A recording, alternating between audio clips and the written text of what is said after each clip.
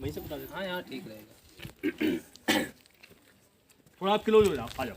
अरे ये आवाज़ अरे तो बोल रहे थे सुन लेंगे अरे बेटा आ जाओ, आप भी आ जाओ। सामने से। हमारी आवाज़ आ रही है सबको? कुछ समझ नहीं भी आ रहा है? भाषा समझ में आ रही है? देखो आपने हाथ उठाओ कि महाभारत किस किसने देखी? हाथ उठाओ। सबने देखी। आपको धर्मराज युधिष्ठिर जो एक कैरेक्टर है उसमें, उनका नाम याद है नहीं? धर्मराज कौन थे बताओ? तो कौन थे वो उसमें महाभारत में? वो पांडव के ज्येष्ठ पुत्र थे, ठीक है? तो वो पता है क्या बोलते हैं उसमें कि अगर किसी का धन गया तो कुछ नहीं गया, है नहीं? किसी का धन गया तो कुछ नहीं गया। भाई धन आज आपने कमाया और चला गया तो दोबारा कमा लोगे, लेकिन शरीर गया तो कुछ गया, है नहीं? और किसी का चरित्र गया तो सब कुछ गया। आप देखिएगा नशे से आपका क्या जाएगा।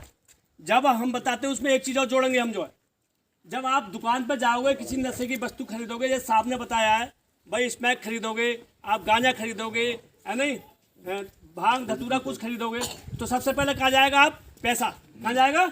पैसा। तो आपका श्रम गया, जो आपकी मेहनत थी, आपकी मेहनत कमाई थी, खून पसीने की थी, वो चला गया नहीं?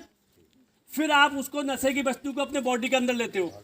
जैसे साहब ने बताया अभी भाई आपका मुंह बेकार हो जाएगा गुटखे से, है नहीं, लीवर बेकार हो जाएगा, किडनी बेकार हो जाएगी, और चीज़ बेकार हो जाएंगी तुम्हारी जो। तो जब वो नशे की वस्तु आपके बॉडी के अंदर गई तो फिर क्या हुआ? आपका शरीर बेकार हुआ, है नहीं? अब तुम कहोगे ये करेक्टर तो इसमें बेकार होगा ही नहीं। करेक्टर भी बेकार होगा, चरित्र भी बेकार होगा। मैंने नशे की वस्तु ली और मैंने अपने मुंह में डाली और मेरे ब्लड में इंक्लूड हुई, मेरे ब्लड में मिल गई। तो ब्लड में मिल गई तो मेरी सांसों में मिल जाएगी ना वो। अब मेरी सांसों में मिली तो जैसे ही मेरे उससे सांस बाहर आई और ये मेरे बराबर में इनकी सांस से टकराई, मेरी जो है बदबू नशे की, तो आप क्या कहोगे बताओ? उसमें बताओ क्या कहोगे? अच्छा कहोगे बुरा कहेंगे? बुरा कहोगे ना? गंदी महक स्माइल आ रही है। हाँ, नशा किया है कुछ तो ये कहेंगे कि यार इस आदमी के साथ बदबू आ रही, मैं यहाँ बैठता नहीं। कभी कभी कोई नशे वाला पीछे तुम्हारे पीछे होगा, तुम आगे होगे, तुमसे बचते चले जाओगे। तो ये तो ना वहाँ तक का साहब। फिर क्या होता है कि जो आदमी नशा करेगा पैसे से करेगा, और बच्चा भी पैसे से पढ़ेगा, तो उसकी फीस के पैसे नहीं होंगे, उसकी किताब के पैसे नहीं होंगे, उसके जूते के पैसे नहीं होंगे, गरम रजाई तुम्हारी नहीं आएगी, लेट घर में आएगा तो घरवाली कब तक उसका खाने का इंतजार करेगी? मानते ना मानते हो? और कलह हो जाएगी, पी के आएगा, जेब में ऐसी चीज़ लाएगा, जैसे मान लो एक छोटा सा बच्चा है, ये अगर अपने पापा के जेब में हाथ डाल दे, बेटे इधर आओ, जैसे ये बच्चा अपने पापा की जेब में हाथ डाल देगा मान लो, है नहीं, तो ये क्यों डालेगा? टॉफी मिल जाएगी, कोई खाने की चीज़ मिल जाएगी, लेकिन वहाँ कोई नशे की वस्तु मिलेगी तो ये जेब में हाथ डालना बंद कर देगा, अपने पापा से प्यार करना बंद कर देगा। महिला को खर्चा नहीं मिलेगा, आटा 35 रुपये किलो हो गया, है नहीं, तो उसको आटा डाल देंगे, वो खाना बनाएगी, और आते तुम खाना मांगोगे बस तुरंत दे, लेकिन आटा दाल रखा नहीं ना आपने वहाँ पर जो, तो वो बेचारी कहाँ से बनाएगी? कले हो जाएगी, परिवार विघटन की ओर चला जाएगा। और एक जब अच्छा शरीर नहीं रहेगा तो फौज में भर्ती नहीं हो पाएंगे, पुलिस में नहीं जा पाएंगे, टीचर नहीं बन पाएंगे, यहाँ तक कि अच्छा मजदूर भी नहीं बनेगा, खेत में भी काम नहीं कर पाएगा। तो ये जो सारी चीज़ है ये नशे से ही है। नशा कर लिया तो आप गाड़ी चलाओगे, साहब ने बताया, है नहीं, तो उसका जुर्माना हो जाएगा। उसमें जैसे नाबालिग पर जुर्माना होता है, ऐसे ही उसमें हो जाएगा जो नशे में जा रहा, उसका भी 25,000 रुपये का जुर्माना है। कोर्ट से जो है जेल अलग होगी, मुकदमा अलग चलेगा उसका जो है, और बदनामी अलग होगी। तो नशा जो है हमारी एक ही समस्याओं की जड़ है नहीं है? हमें उसको त्यागना है, और त्यागेंगे हम कब? कि जब हम एक प्रण कर लेंगे। और प्रण क्या होगा? एक तो जो आदमी नशा कर रहा है उससे हम सहानुभूतिपूर्ण बात करें कि भाई इस चीज़ को छोड़ दे। अगर वो नहीं छोड़ पा रहा तो जैसे हमारे साहब ने कहा है काउंसलिंग करेंगे, है नहीं, उसमें ज्ञानी आदमी होंगे कि नशा कैसे दूर होगा। नशा मुक्ति केंद्र उसको एडमिट कराएंगे नशा मुक्ति केंद्र में। और 2 तरह के लोग हैं, एक नशे को उपलब्ध करा रहा है और एक नशे का भोग कर रहा है। इन्हीं लोगों में से हम ही में से अवेलेबल भी कराते, उपलब्धि भी कराते हम लोग।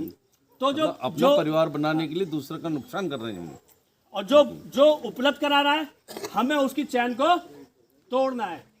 अगर तुम्हारे मोहल्ले में कोई इसमें बेचता है आदमी तो हमें तो पता नहीं है ना, छोटी सी बिट होगी, छोटी सी पुड़िया होगी, कहीं भी रख लेगा, कान में रख के आ जाएगा, हाथ में दबा के आ जाएगा, किसी पत्थर के नीचे रख देगा, गिरा का आया कहते उस पत्थर के नीचे निकाल के ले जा, पता ही नहीं पड़ेगी। तो आप लोगों को पुलिस बनना है। क्या बनना है? पुलिस। क्योंकि वो अपराध आपके सामने हो रहा है, पुलिस के सामने नहीं हो रहा है। पुलिस दूर है, पुलिस के सामने अपराध कम होते हैं, जनता के सामने अपराध ज़्यादा होते हैं। जब आप पुलिस बन जाओगे तो सूचना पुलिस को दोगे। और हमारी जो आईपीसी सीआरपीसी है, जनता भी आदमी को गिरफ्तार कर सकती है।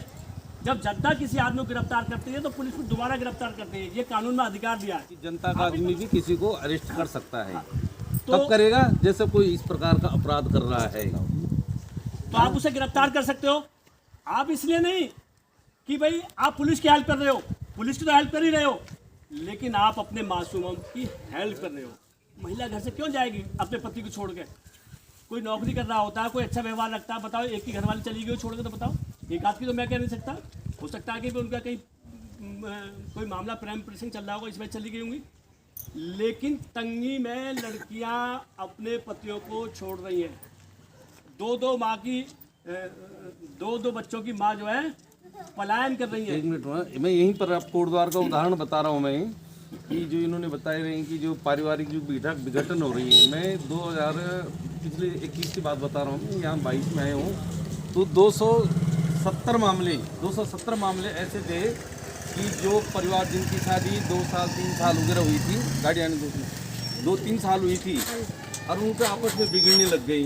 कि कोई बिगड़ने में ज़्यादातर क्या है कि हम नशे का प्रयोग करता है, मार कर सकता है, मतलब लड़की आरोप लगा मारता पीटता है, बाद में दहेज भी लगा लेते हैं।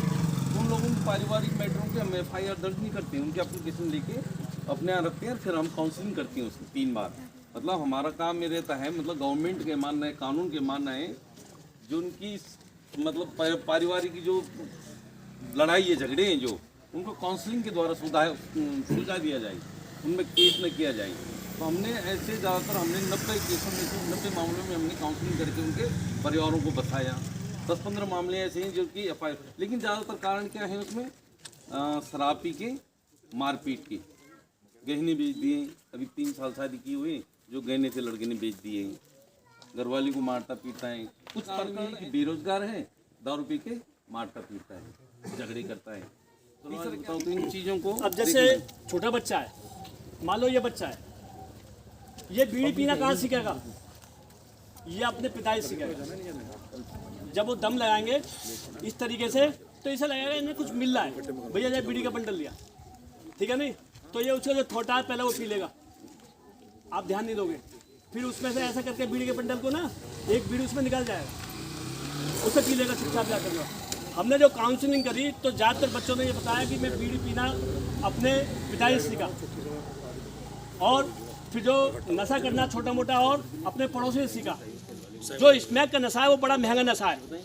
स्मैक जो है, स्मैक के नशे में अगर कोई भी आदमी किसी भी उम्र का 2 दिन अगर पी लेगा उसे, फिर उसका छोड़ना मुश्किल काम हो जाएगा। एक शब्द है उनकी भाषा में टूटन, है नहीं, जैसे टूटन हो रही है, मतलब वो ड्रग्स चाहिए उसे। अगर वो उसे नहीं देंगे तो वो घर में गाली बकेगा, टीवी फोड़ेगा, चोरी करके ले जाएगा। आपको ये देखना है, जैसे साहब ने बताया कि हमारा बच्चा ट्यूशन जा रहा नहीं जा रहा है, तो ट्यूशन के 500 रुपये लेके जा रहा है, वो कहीं जो है ड्रग्स में तो नहीं दे रहा। हमारे घर की चीज़ें धीरे धीरे कम हो रही हैं। तराजू कोई रखिए, तराजू चली गई, कोई बाट रखा वो चलेगा, कोई और चीज़ लोहे की चलिए वो चलिएगा, कोई लोहा रखा वो बिक रहा है, वो धीरे धीरे कम कैसे हो रहा है? कहीं हमारी औलाद तो नहीं बेच रही है उसे, जो है ये आपको उसमें देखना है नहीं। और अगर आप नहीं देखेगा तो कौन देखेगा? क्या आप में से कोई लड़की ये चाहती है जो अपने माँ बाप भाई बहन को छोड़ कर कहीं शादी करती है दूसरी जगह, वो 10 साल रही 5 साल रही, कि वो अब दूसरी जगह कहीं जाएगी? बताओ, आवाज़ आ रही, बताओ कोई चाहती है कोई लड़की कि वो अपने पति को सास को छोड़ कर कहीं जाए? लेकिन वो जाएगी नहीं। जाएगी कब? कि जब उसका बच्चा को पढ़ने को जो किताब नहीं मिलेगी, मिलेगा, और फिर आदमी आकर उसे मारेगा। ठीक है नहीं? तो आप लोगों को क्या करना है कि नशे की तरफ ज़्यादा दृष्टि रखनी है। और आपको कितने नंबर पर फ़ोन करना है? 112 पे। साहब ने बताया 112 नंबर ऐसा है कि ऑल इंडिया में आप कहीं भी करोगे, किसी भी जगह। अब जैसे आपने यहाँ किया, उत्तरांचल में किया, देहरादून उसका जाएगा, सेंटर हमारा देहरादून बना है, ऐसे स्टेट का होता है। तो आपके फ़ोन का लोकेशन जाएगा और फ़ोन जाते ही वो सूचना संबंधित थाने को आपके या गांव नियरेस्ट का चौकी थाने पे का यहाँ जाएगी। का लोकेशन चला जाएगा, वहाँ की फलानी जगह पे हूँ, यहाँ से आए हैं। फिर वो उस पुलिस के स्थानीय पुलिस का आपके पास फ़ोन आएगा और आपकी बातें जो है गोपनीय रखी जाएंगी।